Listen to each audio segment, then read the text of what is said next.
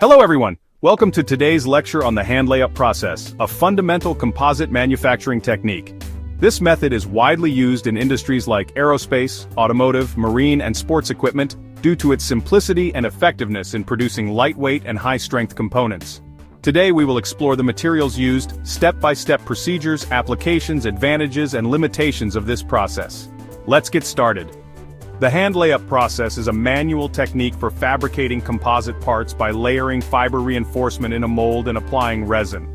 It is particularly beneficial for producing large, simple structures where high precision is not a critical requirement. This technique is one of the oldest and most cost-effective methods for composite manufacturing. The process involves layering reinforcement materials, applying resin, and allowing the structure to cure, forming a durable composite part.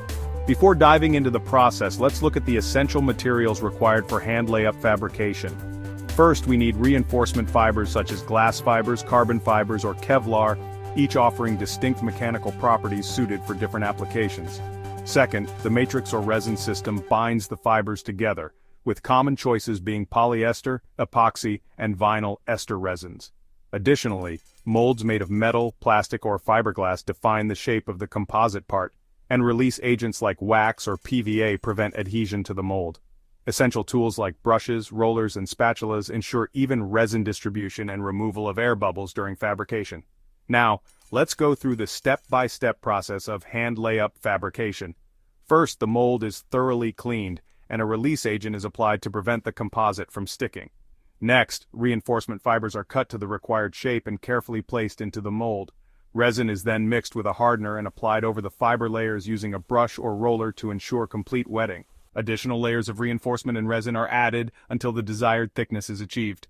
A roller is used to remove trapped air and ensure uniform resin distribution. The composite is then left to cure at room temperature or under controlled conditions.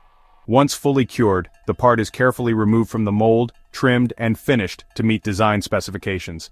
The versatility of the hand-layup process makes it suitable for various industries.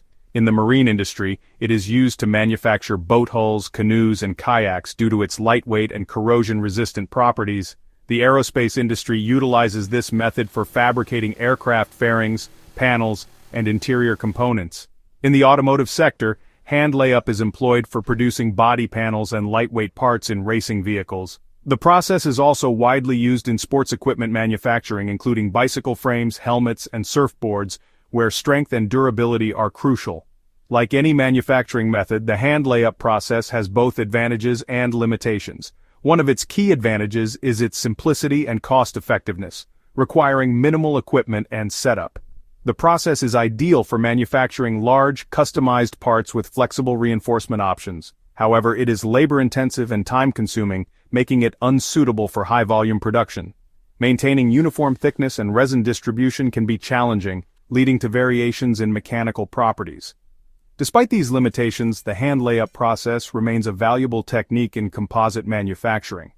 To summarize, the hand-layup process is a widely used and straightforward composite fabrication method. Its ability to produce lightweight and durable components makes it an essential technique in various industries. While it has some limitations, its advantages in cost and customization outweigh its drawbacks for many applications. I hope this session has provided you with a clear understanding of the hand-layup process. Thank you for watching. If you found this lecture insightful, don't forget to like, share, and subscribe for more educational content. See you in the next session.